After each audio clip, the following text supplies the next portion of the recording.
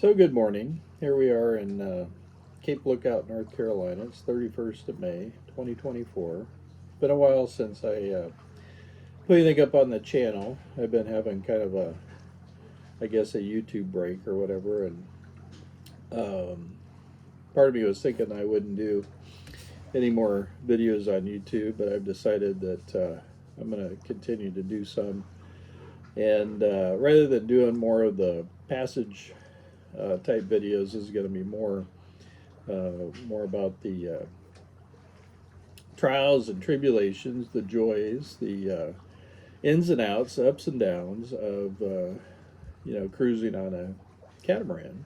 Of course, we have a FP Helia 44. It's 5 years old. So we did take a trip down to the Bahamas this year. One of our sail drives started linking right about when we got there. Oh, and a raw water pump failed also, but our raw water pump had failed on the other engine last season, so I had one on board. So that wasn't a big deal. Once you've done that job once, the second time is easier. But the sail drive leak was not something that we could fix because the boat had to be pulled out of the water. And so we basically put up with a leaking sail drive for a couple months. The bilge pump handled it, but it got to the point where the bilge pump was running about every 5 to 7 hours. And so really no place to haul out and get that fixed in the Bahamas. So we had to cut our time short in the Bahamas. Plus Betsy had to leave the boat and go help out with her folks. And so a friend came down and helped me sail the boat back to Florida, and we got the boat into a yard in St. Augustine in April. Usually we stay in the Bahamas, usually January, late January, early February through late April, early May. So we cut our visit short by about a month and put the boat up on the hard and got the sail drive fixed. And I actually traveled to California also to be with Betsy, and no need staying in a hotel while the boat's being repaired. And I guess that's one of the things that's continuing to evolve with boats. It used to be, you put the boat in the yard and you'd stay on the boat. And, it's not real comfortable because you don't have the ability to cool the boat or really heat the boat because you're on the hard and you don't have access to your generator and your systems. The air conditioning systems use water, raw water, to cool them. If you reverse cycle them, they work as heaters. So you don't have any heat, you don't have any cooling, you can't cook really on board because you can't wash dishes because you can't discharge gray water in the boat yard. And some boat yards are pretty much just outlawing staying on the boat. And they say it's insurance, but I'm not sure exactly what the issues are. But in our case, this boat yard in St. Augustine does not allow people to stay on the boat anymore. So if I was going to stay on the boat while it was being worked on, which was going to take a while, I would have to stay in a hotel, $150 a night. So it made more economic sense just to fly to California, where we have a place to stay.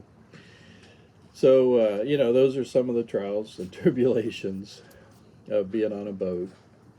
You have family emergencies, and, you can't just, book an airline and pack your bags and go take care of the family. You've got a boat to take care of. You got to put it in a spot where it's safe. And, or, someone's got to stay behind, which I did. Luckily, a friend came out and helped me out. I very much appreciated that. It's always good to have friends that are willing to and able to take, time and spend a week or two, 3, whatever it takes to get the boat where it's safe. So that got us to back in the water in April, and at the end of April. And so we've been, we got back in the water at the beginning of May, and so we've been working on getting up the coast. So we went up to Charleston. That's a nice 200-mile passage from St. Augustine, and that was pretty uneventful except for a bunch of thunderstorms as we came in. And then we stayed in Charleston, and we like Charleston. The anchorage there is not the greatest by the Yorktown, which I've got previous videos about that. A lot of rolling and bumping during the day, especially on the weekend. It's all boat wakes. So, but yeah, it's a nice city and we enjoy it. So we put up with the boat wakes. But we got out of there last Sunday, and we've been here in Cape Lookout, North Carolina, which we've been here before. And it's a nice anchorage, and it's well protected. It's pretty, and there's some beaches to walk on, and it's nice place to hang out. So we've been hanging out here, kind of waiting for a weather window around Cape Hatteras, and we don't fool with the Cape. We've had a bad experience with the Cape. I think everybody's had a bad experience with the Cape. So we kind of wait for calm conditions to go around the Cape. Going north is easier because when you're coming south, you're actually wanting some north wind to help you go south. And that puts the wind against the Gulf Stream, which the Gulf Stream comes right by the Cape.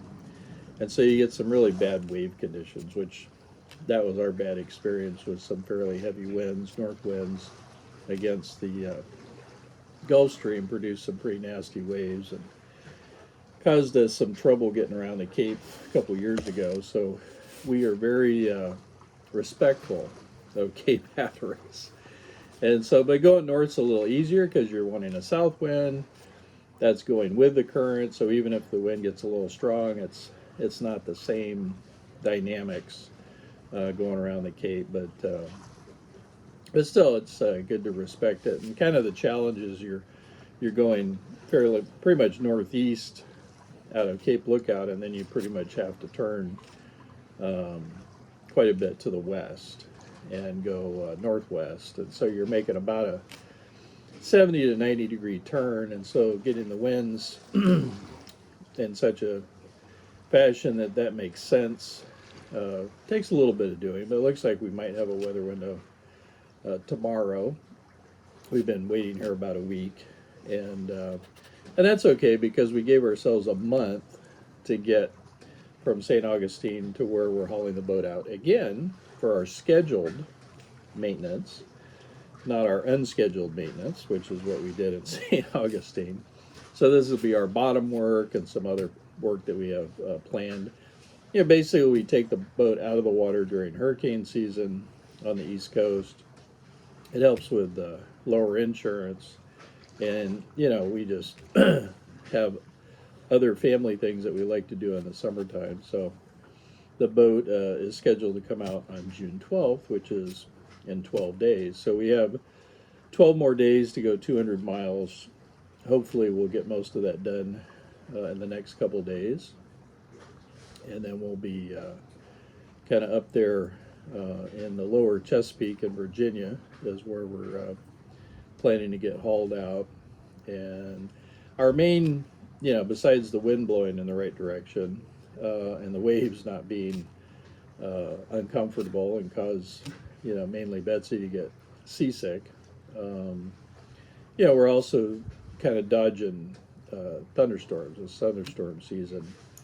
And we've got a little bit of more anxiety about this. Last year we got caught in a thunderstorm in May in Charleston, and the winds peaked out at over 60 knots. So you're talking over 70 miles an hour.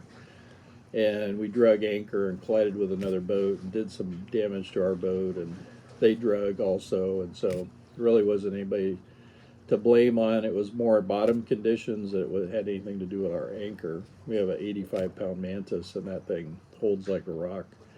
But if the bottom lets go, the bottom lets go.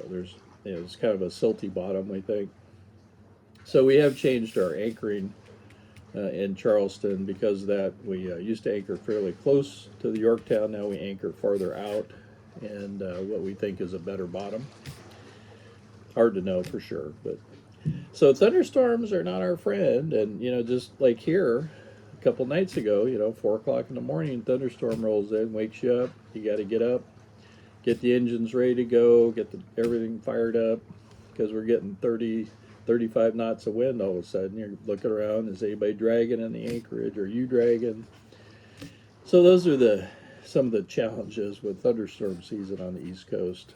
Um, so far, we haven't had much of a problem. We have had a little bit here and there, but nothing too severe. Things that get up in the 20 to 30 knots for half an hour to an hour is manageable. It's that one that hit over 60 knots. I mean, that's basically hurricane strength winds, and you know that's not a lot of fun, no matter what kind of boat you're in.